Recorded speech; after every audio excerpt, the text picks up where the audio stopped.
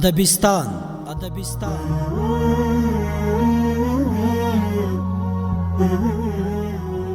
اونیزه ادبي خپرونه د ادب، هنر او فرهنګ له دیاره.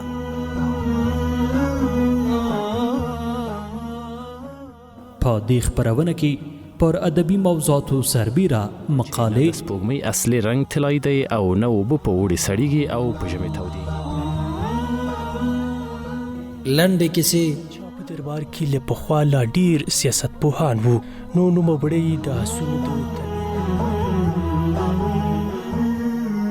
ډیکلومې اوښکې مې راوري په لمن کې وړم به یار لره دا ستوري ترنم او اونیز ادبي جریانونه درته خپرو. کې جسم ورکړې ویل زړه سره ډېر شو کنه د حسن ادبي بهیر دا ناسته د هغه خدای بخلي شهید. دا خپرونه هر چهارشنبه د سهار په 9:30 له حریت رادیو څخه اوریدلی شئ.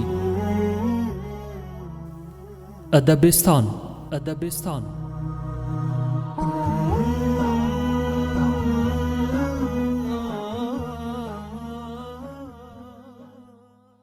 وطن بهار دی ګلو ګلزار دی، وطن بهار دی ګلو ګلزار دی، شین او زرغون هر یو دیار دی، شین او زرغون هر یو دیار دی. د حریت رادیو درنو اوریدونکو السلام علیکم، ستړي مشئ. د حریت رادیو د خپرونو په لړ کې د اونیزې ادبي او فرهنګي خپرونې ادبستان واره رسېدلی. د دغې اونۍ په ادبستان خپرونه په پیل کې په اسطورو درته غږیږو. اسطوره هغه پوهانو ته وایي یا هغه لومړنیو باورونو ته چې لومړنیو انسانانو یا د بشریت په پیل کې هغه انسانان چې له ځینو حوادثو سره مخامخ کېدل یا ځینې سوالونه دوی ته پیدا کېدل. د خپرونې په دویمه برخه کې د ادبیات او علمي منطق په نوم مقاله دراوړو. د ادبیاتو عظمت په دې کې دی چې کولی شي بشري تجربې او عواطف په خپلو ټولو بڼو کې نورو ته ولېږدوي او د انسانیت د ودې او د پراختیا لمحې راباندې وڅکي. او د لنډې کیسې په برخه کې له وړې ځالې تر سترې نړۍ یو حکایت را سره واورئ. کله به یې اسمان ته کتل او کله به یې په ځاله کې خپلو ناستو بچو ته پر څیرۍ عجیبه خفګان خپور و. بچیان یې نوي نوي په بڼکو راپټ شوي وو، لا یې له خپلې ځالې بهر نړۍ نه ولیدلې. او په پای کې مو د درویش دراني غزل درته دکلمه کړی.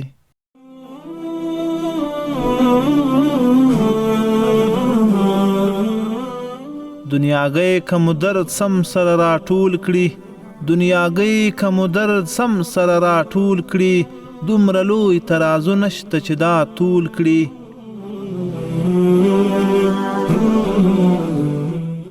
وطن بهار دی ګلو ګلزار دی، وطن بهار دی ګلو ګلزار دی، شین او زرغون هر یو دیار دی، شین او زرغون هر یو دیار دی.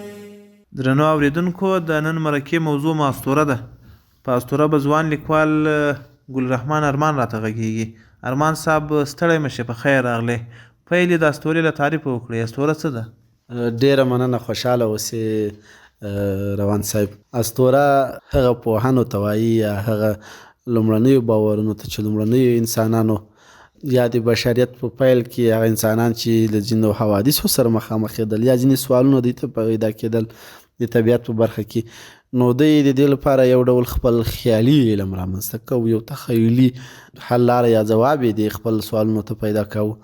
نو دا هماغه خرافاتي علومو ته وایي او د هماغه علومو څخه رامنځته شوی چې مفهوم یې همداسې دی. یو تعریفونه خو په بېلابېلو کتابونو کې بېلابېل ډولونه ورته ټاکل شوي دي چې مثلا اسطوره هغه علم ته وایي چې خرافاتو باندې ولاړ وي، او بالاخره مثلا دا د علم له حوزې څخه یا لاویجې څخه ورسته څوکه د حماسې تر لمنې بیا د ادبیاتو تر لمنې پورې راغلي دي. نو په ټوله کې ویلی سو اسطوره هغه باورونه، هغه اعتقادات چې او یا د هغو پوښتنو حل چې لومړنیو انسانانو د خپلو پوښتنو لپاره پیدا کول او پر هغوی باندې دوی باور کوو، هغو ته وایي. ډیره مننه ارمان صاحب، تاسو اسطوره د لومړنیو انسانانو د تخیل پیداوار وبلله. نو کره نیټه یا کره تاریخ په دغو اسطورو د منځته راتګ نه یې معلوم، خو په نسبي ډول د اسطورو د منځته راتګ وخت به موږ کوم اټکله وو؟ البته دا خو مثلا په کره ډول موږ نسو ویلی چې له کوم وخته شروع کېږي، خو مثلا دا کوم اسناد چې دي یا مثلا اسطورې د علم شننه چې ده، له دې څخه موږ دا پوهیږو یا دا استنباط کولی شو چې دا د بشریت له پیل سره را شروع ده، یا د انسانانو د هغه لومړني ظهور سره پیل کېږي، کله چې انسانانو ډلهییز او بیا کورنی ژوند شروع کړ، یعنې سره یو ځای سول، ټولنیز ژوند یې شروع کړو. نو دی له بېلابېلو حوادثو سره مثلا دوی ته دا سوال پیدا و چې څنګه لمر راخیږي او بیرته داسې لویږي. نو دوی دا فکر کوي چې تر دې شاته یو محرکه قوه ده، یو داسې څه شته چې دا لمر د هغه په اراده و امر چلیږي، یا مثلا طوفانونه به راتلل، یا به سیندونو په اړه، یا مثلا د دوی په دوی خو هغه وخت ډېر ګرځېدای نه سوی، ځنګلونو ته به تلل، دغه ځنګلونو کې وحشي حیوانات له دې سره مخامخ کېدل، یا به مثلا لوړو غرونو څخه اوښتل دوی ته سختو. دا ټول دوی ته یو ډول ماورای طبیعي شیان ښکارېدل، یو ډول د ارباب الانواعو شکل یې ورته غوره کړی و. نو د دې لپاره به دوی کوم په دا ذهن کې یو ډول پرستش پیدا کوو چې بالاخره دا پرستش دوی د عقیدې په ډول درلودو، په بېلابېلو پر دې محرکه قوه باندې باور راغی. خو د لیکلو اسنادو له مخې چې کوم دغه لرو اسطورې لرو، نو هغه له لرغوني عصور بابل څخه شروع کېږي چې د ګلګمش حماسه ده او د اشور بن افال د وخت کیسه ده. تاسو سومر او اشور بن افال یاد کړل د لیکلي تاریخ له مخې، نو که په کلونو یا په پیړیو حساب کو دا د میلاد کومې برخې ته رسیږي؟ د سومري تمدن خو یو څه له دغه سره فرق لري، مثلا د لاسور بابل سره. البته ځینې وختونو کې په یو مفهوم راغلی دي یا یو تمدن ګڼل شوی ده، خو ځینو کې فرق راغلی. خو کومه د ګلګمش حماسه چې ده دا تقریبا له میلاد څخه تر 5000 کالو پورې مخکې ده. او بیا له هماغه وخت مثلا کله چې تمدنونه پیل شوي دي یا یو بل خواته د انسانانو کوچ پیل شوی او اړیکې پیل شوي تمدنونو ترمنځ، نو لرغوني یونان ته راغلی ده. په یونان کې ډېره زیاته پالل شوې ده دلته اسطوره او اسطوروي موجودات، که څه هم په اولو وختونو کې مثلا کوم دغه پوهنه چې موږ لرو یا کوم تعریفات چې لرو دا ټول مختلف یونان څخه په لاس راغلي دي، چې هلته کوم ارباب الانواع موجود و یا دوی کوم باورونه پوهې رامنځته کړي. نو په یونان کې بیا ډېر کار ورته شوی. همداسې بیا په ختیځ کې مثلا د افغانستان یا لرغوني باختر په سیمو کې، د اریانا په سیمو کې دلته اسطورې وي، او په پښتو ادب کې مثلا په ملي نقلونو کې موږ اسطورې لرو، یا په فارسي ادب کې تر شاهنامې پورې، تر شاهنامې مخکې اسطورې وي یا اسطوروي باورونه وو، او پر ادبیاتو کې دا بیا څرګند سو. نو همداسې د هند تر ځمکو تللی شو چې هلته هم شته. ډیره مننه ارمان صاحب، د اسطورې عمومي ځانګړنې کومې دي؟ نو د اسطورې عمومي ځانګړنې خو مثلا د هغه تعریف له مخې چې موږ اسطوره پیژنو، یو دا ده چې اسطوره کې عموما خارق العاده کارونه وي او ماورا او طبیعي موجودات پکې وي، چې یو ډول مثلا د ارباب الانواع غوندي یا لوړ مافوق طبیعي قوتونه وي، دا پکې موجود وي. بل دا وي چې مثلا په اسطورو کې هغه باورونه چې کوم وي هغه تخیلي وي او داسې وي چې دغه د واقعیت او رښتیا غوندېتوب حالات یې کم وي. بل په اسطورو کې عموما داسې کوم موجودات چې واقع کېږي، دا موجودات هم یو ډول ډېرې ماورا او طبیعي ځانګړنې لري، قوي ځانګړنې لري. مثلا ډېر اوږده سفرونه کولی شي، د ډېرو لویو مخلوقاتو سره جنګېدلی شي، او سفر کول په اسطوره کې یو بله ځانګړنه ده. مثلا د اسطورې یا په حماسه کې چې کوم اتل وي، کله چې اسطوره د حماسې لمن ته ولاړه، نو په دې کې مثلا دغه اتل یا خلک به عموما هغه د پوښتنې یا د ماجرا حل پیدا کوي، چې د ماجرا د حل لپاره بیا سفرونه کوي، د نورو سیمو ته ځي یا نورو جغرافیو ته ځي. دا ټول پکې شامل شي. بل کوم موجودات مثلا حیوانات وي، هغه هم یو ډول انساني ځانګړنې لري، لکه درک لري یا خبرې کولی شي یا مثلا له خطرونو خبرېدلی شي. دا ټول پکې شاملېږي. یعنې دا طبیعت ته د انسان غوندي یو ژوندی حالت ورکړل شوی وي. ډیره مننه ارمان صاحب. تاسو د اسطورو ارزښت په دې کې هم یاد کړل چې د پخوانو انسانانو د علم د نشتون په وخت کې دوی د تخیل پر مټ د ځینو پیښو په لیدو تر شا علتونه پیدا کول. اوسنۍ نړۍ چې علم پکې ډیر دی، معمولا فلسفه او ساینس دا دی ډیر پرمختګ کړی دی. اسطورو ته په اوسني عصر کې په کومه سترګه کتل کیږي؟ البته په هغه معنا چې اسطورې پخوا استعمالي دي، یعنی د یو بشپړ علم په سترګه ورته کتل کېدل په هماغه مفهوم پاتې نه دي. اوس موږ په ادبیاتو کې اساطیر لرو، مثلا هم د کله چې مرسل مجاز ته موضوع یا مثلا تشبیهاتو ته ځو یا استعارې بحثونو ته ځو نو اسطورې سته پکې. او بل دا چې مثلا اوس اسطورې یو څه د خپلو تاریخونو د ژوندي کولو لپاره په شعوري ډول لیکل کېږي. لکه پښتو کې موږ ډېر داسې اسطورې لرو چې وروسته پنځول سوي دي، خصوصا د 5 منظومې کتاب مو یادولی سو چې په هغې کې د لامو ویلینو یا د ارشاد کوشاس حماسي دي او بیا اسطوروي حالات پکې راغلي دي. خو یو ادبي تومنه لري، یو ادبي خاصیت لري، په ادبیاتو کې رواج دي، خو د علم په توګه باندې موجود نه دي. او د تاریخ په توګه مثلا د تاریخ د بیا احیا لپاره هم په ځینو هیوادونو کې یا ځینو تمدنونو کې د ځینو فرهنګونو خلکو اسطورې ته مخه کړې ده. ډیره مننه ارمان صاحب. په اوسنۍ نړۍ کې ښایي د انسان ډیرو پوښتنو ته فلسفه او ساینس ځواب ووایي. د اسطورو ارزښت تر ډیره په ادب پورې محدود دی. په ادبیاتو کې د اسطورو رول څه دی؟ په هغه راته وغږېږئ. تقریبا موږ ګوره په دغه اول سر کې دا خبرې ته اشاره وکړه، تا مې یادونه وکړه. دا اسطورې هم د انسان له تخیله زیږېدلی دي، خو دا هغه تخیل و، هغه مثلا خیال و چې دوی د واقعیت په بڼه ځان ته انځوراوه، ومانه او بالاخره په دې باندې باور پیدا کوو. ادبیات هم همداسې څه دي. نو په ادبیاتو کې ما وویلی چې مثلا د استعارې پر بحثونو کې یا د مجاز په بحثونو کې چې کله موږ راخلو یا د یو متن د ښه تصویري کولو لپاره، د یو احساس د ښه انځورولو لپاره په ادبیاتو کې استعمالېږي. په ادبیاتو کې بیا اسطوره یو ځانګړی بحث ده، خو بالخصوص په شاعرۍ کې او یا مثلا په مسلکي ډول د اسطورې د علم مطالعه ده چې دا یو ډول تاریخ سره تړاو لري، له ادبیاتو سره هم یو څه تړاو لري. یو په ادبیاتو کې د اسطورو استعمال ده چې دا بیا یو بیل بحث ده، او په ادبیاتو کې ډېر اړخونه رانغاړي. ارمان صاحب، تاسو د نړۍ په ادب کې ځینې اسطورې یادې کړي چې پیل مو د ګلګمش له حماسي وکړو، او بیا په پښتو ادب کې د 5 منظومو یادونه وکړه. که په ځانګړي ډول په دې پوښتنه باندې غږېږو چې په پښتو ادب کې اسطورې له څه وخته راپیل سوي دي او اسطورو وضعیت څنګه دی؟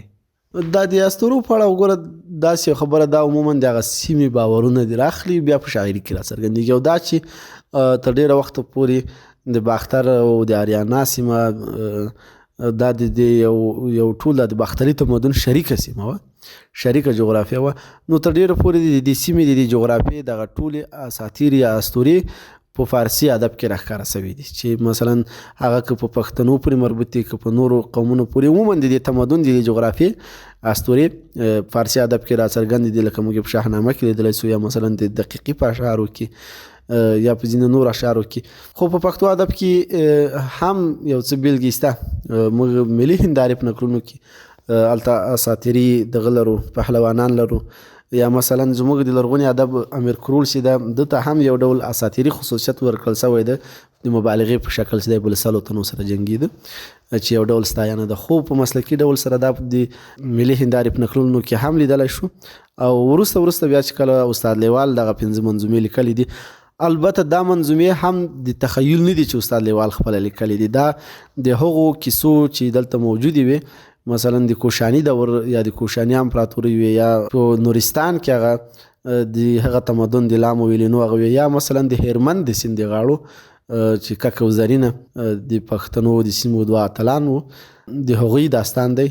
او دا داستانونه په ملت کې ولس کې موجود وو، دا اساطیري کیسې موجودې وي او لیوال صاحب راواخیستې نظم یې کړې. ډیره مننه ارمان صاحب.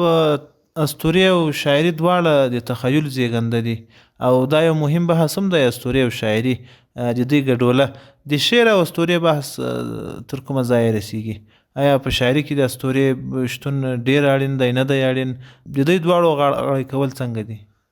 زه داسې فکر کوم چې په دې بحث کې به موږ د اورېدونکو قرضداره سو، ځکه دا یو لوی بحث ده په شاعري کې د اسطورو رول یا مثلا اساطیري راوړل. ان شاء الله په یو بل بحث کې به خیر موږ پر دې خبرې وکړو. خو بیا هم زه یادونه کوم چې مثلا دواړه تخیل زیږنده دي او اسطوره د هغه د شعري جوړښتونو مثلا د شعري د اشکالو د شعر د ذهني اشکالو مخې لکه موږ استعاره یاد کړه یا مثلا تشبیه یاد کړه، نو دې ډول د شعر په جوړښت کې یو ډول ونډه لري.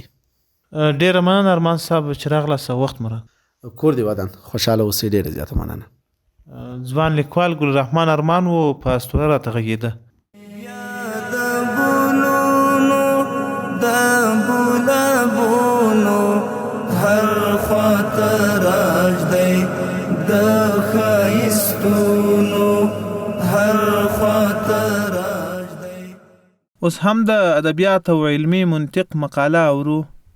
د ادبیاتو عظمت په دې کې دی چې کولی شي بشري تجربې او عواطف په خپلو ټولو بڼو کې نورو ته ولېږدوي او د انسانیت د ودې او د پراختیا لمحې راباندې وڅکي.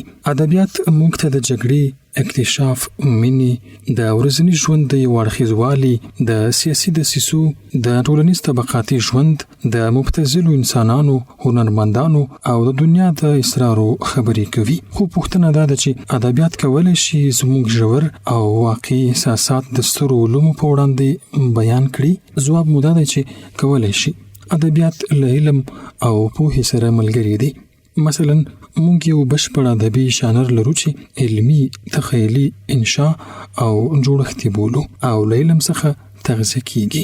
د نندارلیک لیکوال هم له علم څخه استفاده کوي.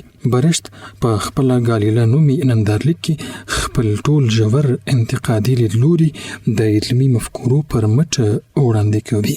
موږ پر هر څه شکمن یو. هغه څه چې نن یې کشفوو سبا یې له تورو تختې پاکوو او نور نه لیکو. خو کله چې بله ورځ تازه کشف کړو، که چیرته مو کشف د وړاندوینو سره سم وي، زیات ورباندې شکمن کیږي او یوازې هغه مهال ماتې خورو چې خپله هیله وبایلو یا ناهیلي او مات شو.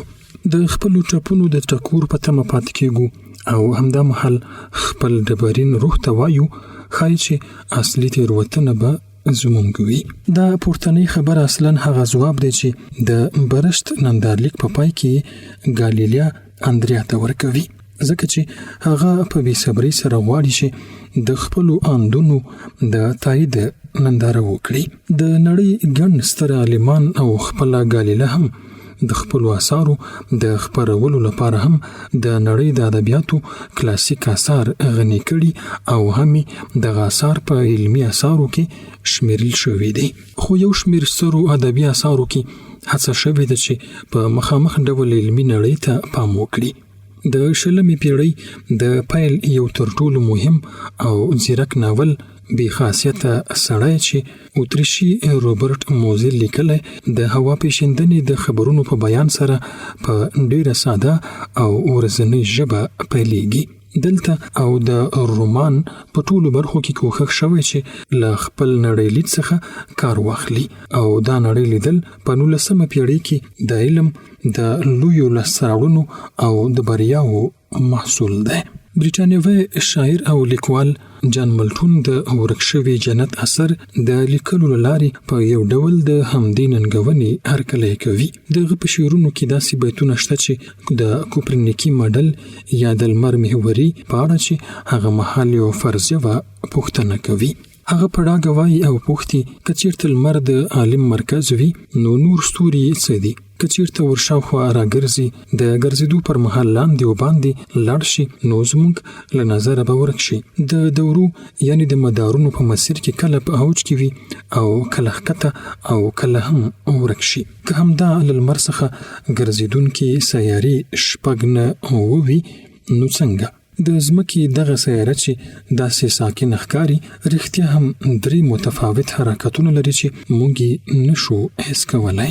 د علم قلمرو کې د انسان د پښې ښودلو شوق او د کیهان نقشې کشفول چې هغه مهال جریان درلوده ساحه همدا ده. د ملټون ټول فکر په نامحسوس ډول له نوو علومونو څخه ساه اخیستی. د کائناتو ژوروالی، د کائناتو همغږی خو پیچلی ماهیت او حرکاتي، د ستورو ترمنځ قضا او له لارې د سفر امکان، د لمر غالب نقش، له ځمکې بهر ماورا طبیعت کې د ژوند شتونتیا، دا ټول په حقیقت کې د 19مې پیړۍ هغه ستر فکري پرمختګونه دي چې په ادبي اثارو کې د ملټون له مفکورو لارو پیدا کړه او یا د علم تیوري د ادب له لارې وړاندې شوه. خو د ادب او د طبیعي علومو د رغښت په برخه کې د اصلي نوښتګر د موندلو لپاره باید یو څه شاته ستانه شو. هغه ستر شاعر چې شعر او علم یو له بل سره غاړه غړۍ کړله او څرګنده کړه چې دا دواړه یو د بل ښه ملګري کولی شي، حتی یو کېدلی هم شي. دا شاعر د لرغوني روم شاعر او فیلسوف لوکرس دی چې په اثارو کې تر ټولو سترې علمي او منطقي لاسته راوړنې د شعر قالب کې بیان کړي دي. دی وایي که چېرته ومنو چې د اتومونو شمېر دومره محدود دی، نو ټول بشري نسل هم هغه شی نشي شمارلی. خو که چېرته په طبیعت کې یو ځواک شته چې کولی شي دغه اتومونه یو له بل سره ونښلوي، نو باید ومنو چې په فضا کې به نورې خاورینې کورې هم موجودې وي. همداسې د بشر نور توکمونه او د ژوو بېلابېلې بڼې. طبیعت پالنه د علم محرکه قوه ده. ښایي د ایټالوي شاعر، لیکوال او فیلسوف لیوپاردي لپاره د اندېښنې سرچینه وي، خو د لوکرس لپاره د آرام سرچینه ده. خپله وایي موږ کله کله په روښانه ورځ له شیانو داسې ویریږو لکه ماشومان چې په تیاره کې ورڅخه ویریږي. دلته دښتونه و میوندونه، سنګر سنګر و دارې او غرونه، سنګر سنګر و دارې او غرونه. او د خپرونې په دې برخه کې حکایت اورو. له وړې ځالې تر سترې نړۍ، کله به یې اسمان ته کتل او کله به یې په ځاله کې خپلو ناستو بچو ته پر څیرۍ عجیبه خفګان خپور و. بچیان یې نوي نوي په بڼکو راپټ شوي وو. لا یې له خپلې ځالې بهر نړۍ نه ولیدلې. تل به خوشحاله او یو بل سره په مستۍ بوخت وو.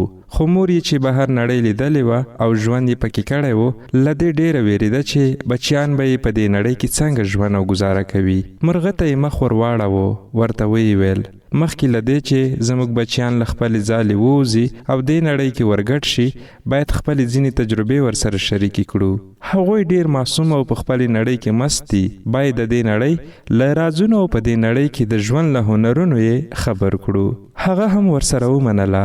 ځالې ته لاړل او بچو ته یې وویل نن موږ ټوله کورنۍ په ګډه چکر ته ځو. تاسو سره ځینې خبرې لرم. بچو چې دا خبره واورېده نو بېلابېلې پوښتنې یې وکړې. خو مور یې یوازې د تیارېدو ورته وویل چې ژر تیار شئ چې چکر ته ځو. وروسته له تیارېدو ټوله کورنۍ یو ځای روانه شوه. بچیانو یې حیران حیران یو بل ته کتل، ځکه دا یې په ژوند کې یوه نوې خبره وه. دوی تر اوسه له ځالې بهر نه ووتلي. دوی یوازې یو بل کتلي وو او تل به یې له یو بل سره ځانونه پرتله کول چې زه له تا ښکلی یم، او بل به ویل چې نه زه له تا ښکلی یم. له ځالې بهر ورته هر څه ډېر جالبه وو. هر څه ته یې په ځیر ځیر کتل. یو بچی چې خپل مور او پلار او نورې مرغۍ تل د الوتلو په حال کې کتلې وې، له خپلې مور پوښتنه وکړه چې موږ ولې نشو الوتلی او تاسو الوتلی شئ؟ مور یې وویل په ژوند کې هر څه په خپل وخت پیښیږي. تاسو لا د ژوند هغې پړاو ته نه یاست رسېدلي چې والوځئ. پر مخ روان وو. په لاره کې یوه مرغۍ مخې ته راغله چې په خاورو ککړه وه او د بدن ځینې بڼکې یې لوېدلې وې. له دې ډلې څخه یو بچي په کړس کړس وخندل. ویې ویل مور جانې هغه وګوره، هغه مرغۍ څومره بدرنګه ده. مور یې په دې خبرې ډېره خفه او غوسه شوه. ویې ویل هیڅکله باید په چا پورې ونه خاندو. زموږ غرور باید زموږ پر شخصیت وي، په خپل باطن وي، ځکه چې شخصیت او باطن موږ جوړوو. ظاهر جوړول خو د الله کار دی او الله هیڅکله بدرنګ څیز نه جوړوي. مرغۍ خپلو نصیحتونو ته دوام ورکړ. باید هیڅکله چا سره په بد وخت کې ملګرتیا پرې نږدئ. هیڅکله له چا ډېره تمه مه کوئ. تل بې تمې ښېګڼې وکړئ. د چا د اوښکو او خفګان لامل مه کیږئ او تل خلکو سره ښه کوئ، ځکه دا نړۍ خو مخلوقاتو ته اړتیا لري. بد خو هر چیرته پیدا کیږي. په دې خبرو سره ټوله کورنۍ روانه وه او مزل یې کاوه. لاره کې یو ډېر ښکلی بڼ مخې ته راغی. دوی هم د مې لپاره یو څو دقیقې هلته کېناستل. هلته وړاندې د مرغۍ یو بچي د الوتلو کوښښ کاوه خو بیرته راغورځېده. د مرغۍ بچو ټولو په یو وار هغې پورې وخندل. ویې ویل مور جانې هغه وګوره، هغه مرغۍ نشي الوتلی. مور یې په ډېر خفګان سترګې ور واړولې او ویې ویل هغه مرغۍ په ژوند کې له تاسو یو پړاو مخکې تللې، د الوتلو په کوشش لګیا ده. تاسو لا د هغې پړاو ته نه یاست رسېدلي. آیا تاسو الوتلی شئ؟ بچو چې نن ډېر نصیحتونه اورېدلي وو نور ستړي وو. مور ته یې وویل بس نه دی مور جانې، نن مو ډېر څه زده کړل. مور یې ورته وویل سمه ده، خو دا باید په پام کې ونیسئ چې ژوند د مبارزې دویم نوم دی او په دې مبارزه کې تل له نویو پیښو سره مخ کیږئ. باید هر څه ته آماده واوسئ او خپل ځان هیڅکله له لاسه ورنه کړئ. هر استعمار دی شین او زرغون هر یو دیار دی شین او زرغون هر یو دیار دی شکر بیا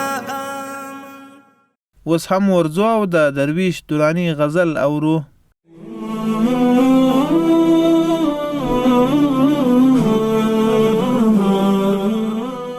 دنیاګۍ که مو درد سم سره راټول کړي، دنیاګۍ که مو درد سم سره راټول کړي، دومره لوی ترازو نشته چې دا طول کړي.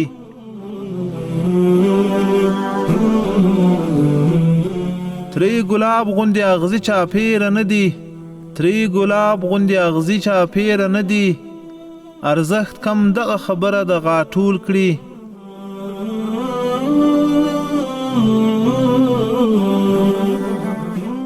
دې کمال ته یې لږ وګوره چې څنګه، دې کمال ته یې لږ وګوره چې څنګه ځینې خلک له قلمه جوړ کچکول کړي، ځینې خلک له قلمه جوړ کچکول کړي.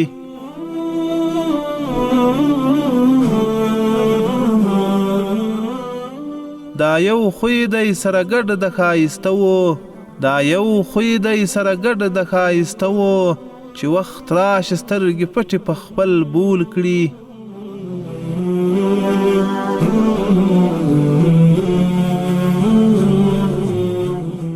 څوک دې نه کوي دا هیله چې درویش به، څوک دې نه کوي دا هیله چې درویش به، شاعري خپله په غاړه لکه ډول کړي، شاعري خپله په غاړه لکه ډول کړي.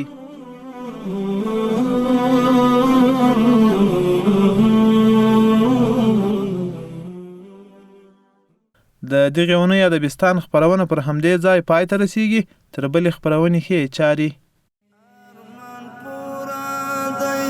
د شهیدانو اوښکې شوې پاکې، د یتیمانو اوښکې شوې پاکې، د یتیمانو عبدالله ژوند مو بیا د وقار دی شین او زرغون هر یو دیار دی، وطن بهار دی ګلو ګلزار دی.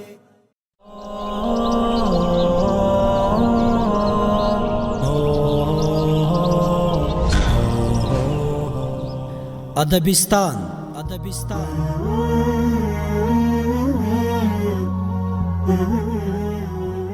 اونیزه ادبي خپرونه د ادب، هنر او فرهنګ له دیاره.